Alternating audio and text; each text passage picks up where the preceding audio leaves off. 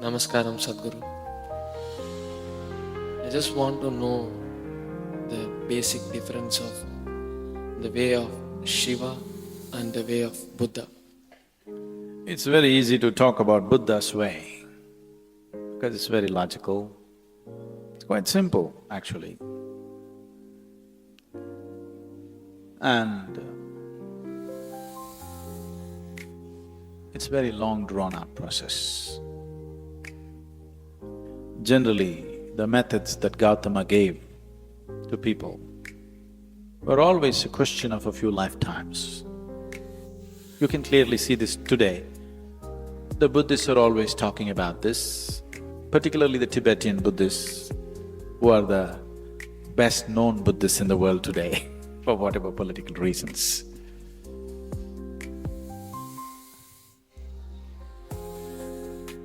They're always talking about a few lifetimes of work. So if you have that kind of patience, that you're willing to work for a few lifetimes, Gautama's ways are very efficient, very logical, scientific, step-by-step process that one can take, because this is a path of awareness. The significance of walking the path of awareness is, there are milestones on the way which tell you you come 1 mile, 2 miles, 10 miles. It tells you where you are. That is the most important aspect. That is, without too much trust or devotion, you can still grow. Because you have a method to hang on to, you just keep doing it, keep doing it, keep doing it. It clearly shows you that you're progressing. But with Shiva, there is no such guarantee. And he doesn't fix milestones. You don't know whether you're going forward or backward. But you're going somewhere, that's all you know. It's like falling into a bottomless pit. That sounds terrifying. I want you to understand this. A bottomless pit is the safest place to fall into.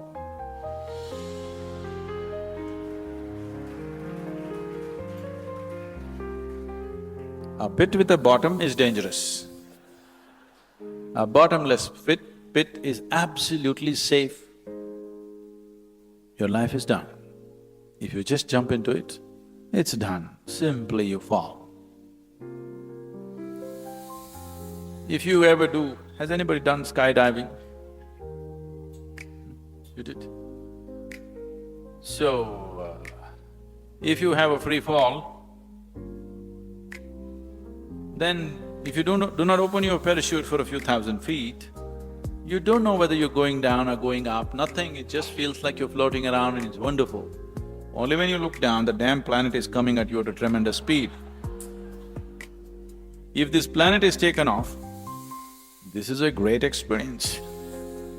Only if you look down, it's just coming at you at tremendous speed. That's the only problem. Falling is… don't understand the falling as a negative thing. Falling is a great thing. Did you ever fall in love? Only when you hit the bottom, then it gets bad. If you fell into your bottomless pit, there is no problem. So Shiva is a bottomless pit. His methods are very different. But you cannot limit him that way because with 7 different disciples, the 7 Saptarishis, the celebrated rishis of the yore, he taught 7 basic ways in which a human being can explore his consciousness. From these 7, in multiples of 7, it went further,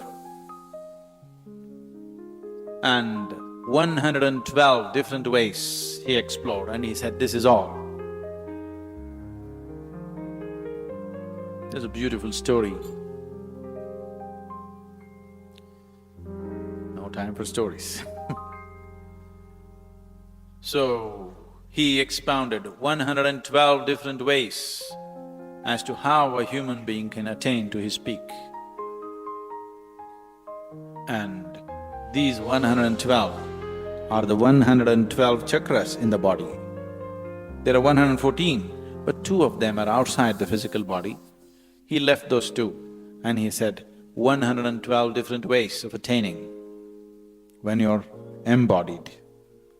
That means every chakra in the body, every meeting point of the energy system, one particular way of attaining.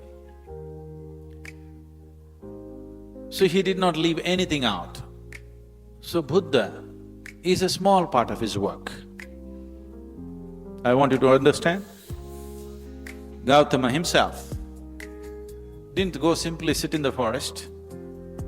The 8 years of his sadhana, he spent with various teachers across the country. And the whole spine of this spiritual process, this knowledge, has essentially come from Shiva. Wherever it is, whichever part of the world it is, the basic spiritual process comes from this spine, and it's been taken to different parts of the world in so many different forms. They look so different because these 112 different ways look absolutely different from one another. So what is the difference between Shiva and Buddha is not an appropriate question. Which aspect of Shiva did Buddha explore? He explored the path of awareness, which is one aspect. It's very unidimensional, but the significance of Gautama Buddha is, he's very scientific, clinical. He appeals to the logical mind. But he's like… He also said like this, many times he was an ascetic, he just sat, unmoving. But many times he was mad, dancing, drunk. He was in all kinds of states because he didn't limit himself to any particular dimension. He just explored every aspect of life. So what you call as Buddha's way is just one aspect of these 112 different ways. And so many others have brought so many other aspects, but individual ways. Of the 7 disciples, of the 7 Saptarishis, the one who walked south. South means anything south of Himalayas is south. I'm talking to all the Mumbai people. Anything south of Himalayas is south. So Agastya walked south and he became particularly active beyond the Vindhya mountains. You know that story about Vindhya mountains bowing down to Agastya Muni and he never came back, so… You know that story? No. You must learn something about India. So particularly the Deccan Plateau, he spread himself in such a way, every human habitation in Deccan Plateau he touched. Wherever you see, you will hear something about Agastya Muni. And he started this action for rural rejuvenation. He did not leave a single human habitation. He brought spiritual process to everybody's life, the whole population. They say he lived over 4,000 years. We don't know how long he lived, but definitely his lifespan was not a normal span of life, it was extraordinarily long. When you just calculate the mileage that he covered, if you had put a speedometer on him and seen how many miles he covered, you could see it's an extraordinary length of time. We don't know whether it's 400 years or 4,000 years, people say it's 4,000, but definitely he lived very long. And he touched every habitation and made sure a spiritual process became a living reality for them. We are still enjoying his work, I want you to know. The southern part of India is still enjoying his work. A certain, without knowing why, a certain level of settled nature that you see is his work. Because he brought yoga into people's lives without a label, without a format, just like life process. As you wake up in the morning, brush your teeth, cook, eat, all this he made it into a spiritual process. And we are still enjoying the benefits of that. If you look at any spiritual process anywhere on the planet, you will see it is not outside the 112 ways in which Shiva explored this. So comparing Gautama and Shiva is inappropriate. I have great respect for Gautama. He's a great being, no question. His work is phenomenal. He caused a huge spiritual wave, which is still on after 2,500 years. But it is not comparable. It is no way comparable. All we can say is, Shiva's work contains Gautama's work as a small element. It is less than 1% because out of 112, Gautama explored one. And the important thing is he marketed it well and he encouraged thousands of people to take the path. That's his success.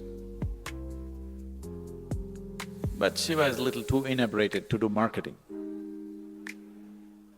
You should do marketing for him. He is he won't do marketing. But still, I have to… generally it's believed this is somewhere 40 to 60,000 years ago that he started his work. But after 60,000 years or 40,000 years, it is still alive, you can't kill it. You still can't kill it, isn't it? By the time I am done with my life, I'm sure I will leave him little more popular than the way he is today.